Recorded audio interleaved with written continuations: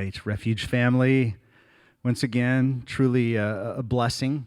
Really is a blessing to be with you and to just be a small part of what the Lord is doing to bring encouragement, to infuse courage into His people at this time of the coronavirus. And we really do pray that they would be that very thing, a source of encouragement, and also praying for our family, our Refuge family. Missing you so much, and getting to see some of you in our food distribution on Monday and Tuesdays at 11 for Refuge family. It's so good to see you and to pray with you, but that's just a small portion. And so when we hit the other 99% of the Refuge family, it's going to be so good. It really is. But in the meantime, this is where the Lord has us, right? And certainly the Lord is sufficient in all things. He'll get us through this, and not just get us through it, but allow us to thrive, right, in this time and not just survive. So today's chat is going to be by way of David Taylor and at his own home. So let's check it out right now. All right.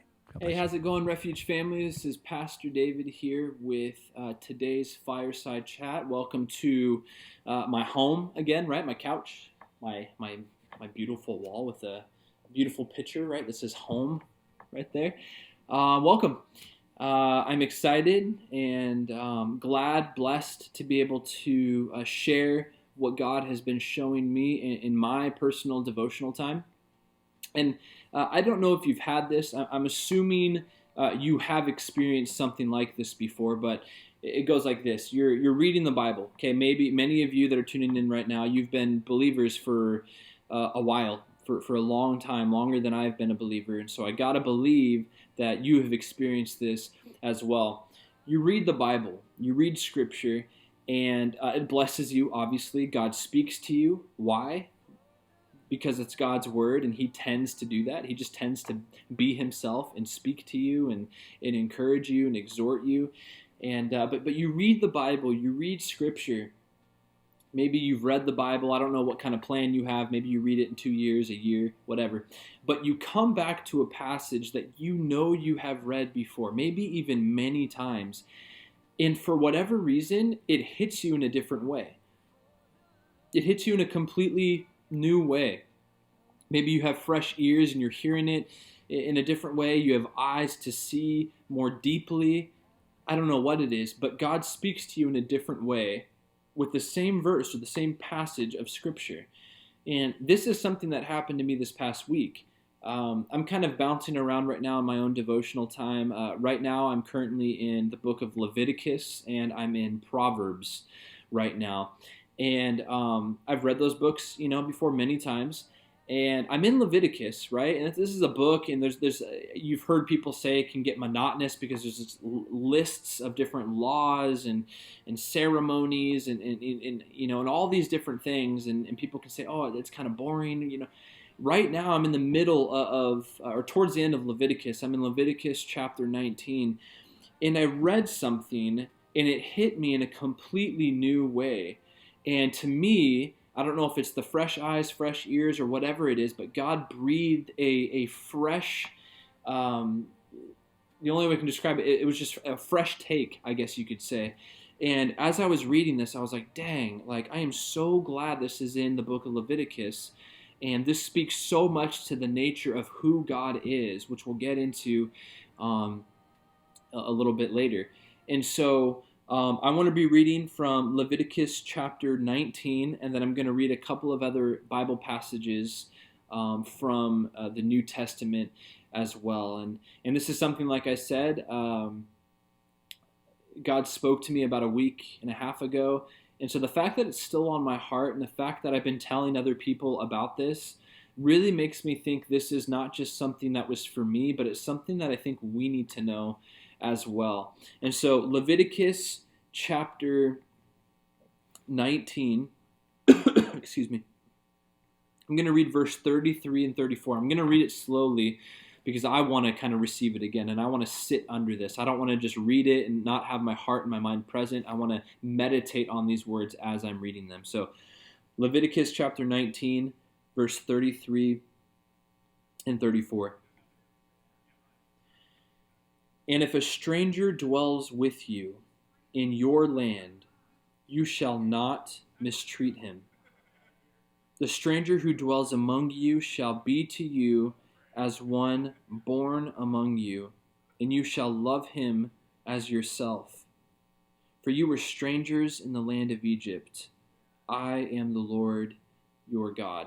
Now, interesting that this is in here in chapter 19. This whole chapter is literally, if you have a heading, not that that's canonical, right? But it says moral and ceremonial laws. Like this whole chapter is just the laws, the different laws that they are to partake in, that they are supposed to do. And smack dab, or not smack dab, but towards the very end of this chapter, you have this nugget in here that is so sweet and so good, right? I want to read it one more time. And if a stranger dwells with you in your land, you shall not mistreat him. This is Old Testament.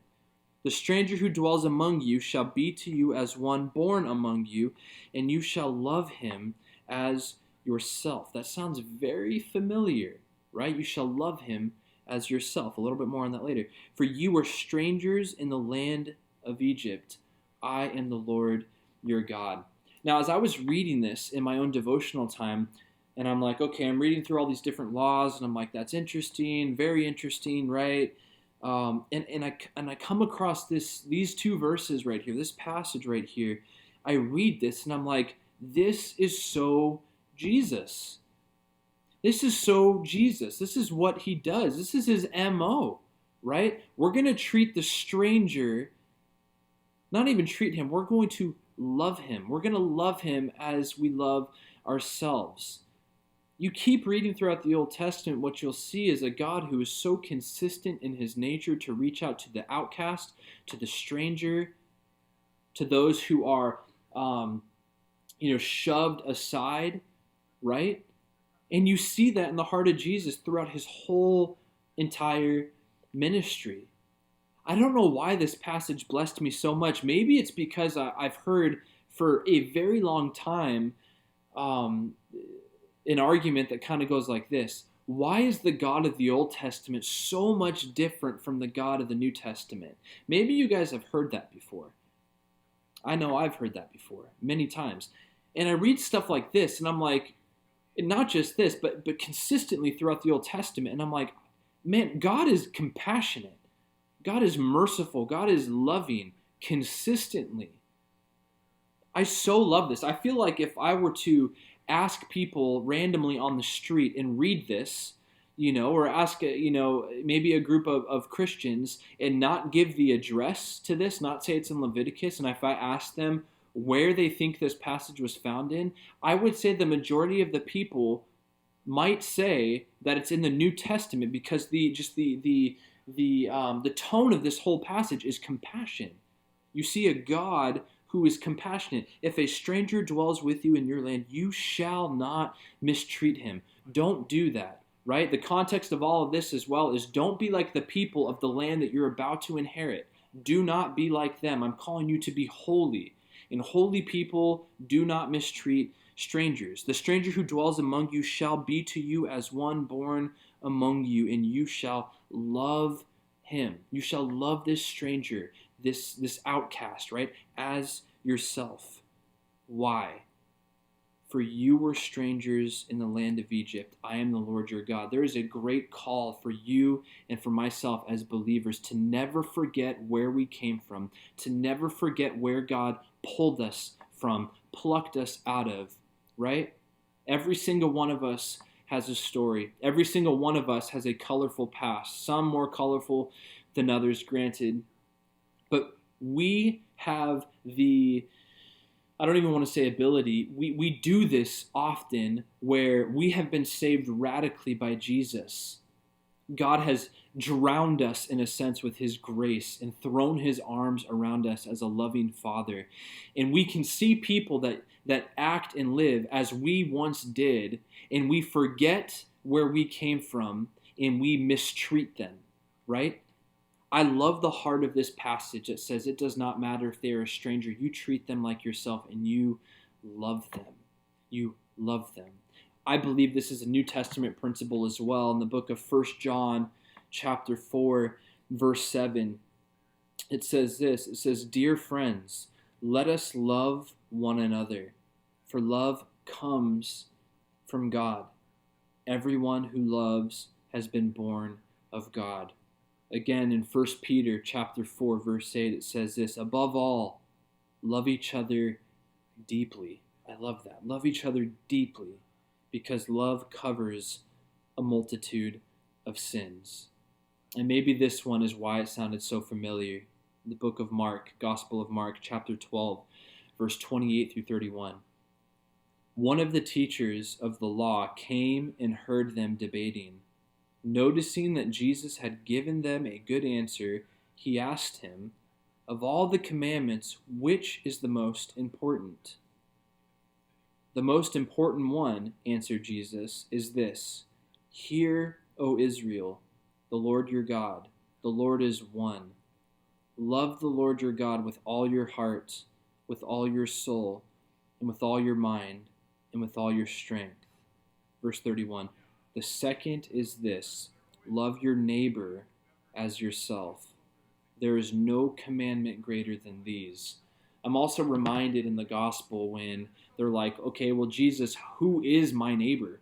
Right? Is it the dude that lives, next door? Is it the guy that lives across the street? I'm gonna need some real parameters here, God, because I don't want to love somebody who maybe is not my neighbor. Right? That's kind of the heart of why the people were asking, right? Who really is my neighbor? How much love do I have to show these people? And Jesus, shares a parable with them and really shows them, listen, your neighbor believer, your neighbor Christian, brother, sister, is anybody you come into contact with, pretty much. And so he's saying, love your neighbor, right? Go out and love your neighbor. When I read the passage in Leviticus, that is the immediate connection I made. When it's talking about not mistreating the stranger, treating him as yourself, loving him as yourself, I thought of that passage in Mark, and I thought about that parable where Jesus talks about loving your neighbor and going, the extra mile in all of that. My encouragement for you guys today, and my encouragement for myself, that I need to be speaking over myself all the time. We're in a very interesting time, a very weird time, as all of you know. And when we think about what does it look like to love the stranger today, or to love our neighbor, right? Some of you are kind of sheltered at home right now. Some of you, I know there's a lot going on. How do we practically love our neighbor right now? What are some steps we can do to love our neighbor, to treat the stranger in a sense nicely, and to love them? How can we do that? I think right now we live in a very interesting historical time. We live in also a time that we need to be very strategic in the way we go about doing things, right? And I got to believe that myself, that wherever you're watching, that God has graciously allowed you to be where you're at, and has placed you where you're at, and has given you a sphere of influence where you're at right now. If you physically don't feel like you can go outside or go and hang out and do all that stuff social distancing wise, God has given us and blessed us with technology, right? I'm coming at you live from my home right now. This is a blessing. I think a very practical step that you could take, that I could take, to be there for our neighbor, to love our neighbor as ourselves, to go the extra mile, is to spend time today, tomorrow, just weekly, calling people that maybe you have not called in a while. Call them, ask them how they're doing, ask how you could be praying for them. Sit there, be present with them, listen. Maybe don't call for any other reason than just to be like, you know what, for the next 30 minutes, I just want to be a listening presence to this person. I want to love on them. I want to love them as I love myself. I want to be the hands and feet, or even the ears. I want to be the compassion of Jesus to my neighbor, to this person. And so, guys, that is my prayer. That is my encouragement for you guys today. I know kind of disconnected in some places, but this is just the way that the Lord has been speaking to me recently, raw, and I love it. So let me pray for you guys, and let's do that. Father, I thank you that your heart is one of compassion, is one of mercy. God, I thank you that from Genesis to Revelation, you are a God who's consistently loving. You're a God who is consistently going after the one. showing ample love to the outcast, to the stranger. And Jesus, that is all our stories. We were all once outcasts, and you came after us and you loved us, God. I pray that we would be vehicles of your compassion, vehicles of your love. I pray that we would take our call as believers seriously, more so now than ever. And we would understand, Jesus, that you have placed us here, and there is a ministry for every single one of us. Reveal that to those who do not know what that is. And God, for those of us who do know, I pray that you would just ignite a fire that cannot be quenched, God. Jesus, we thank you for who you are. Thank you for being consistent and constant, eternal. Thank you for being good, and thank you for being in control, especially when we are not, Jesus. We love you. We thank you. We praise you, and we ask these things in your name. Amen. All right. God bless you, Refuge. See you next time.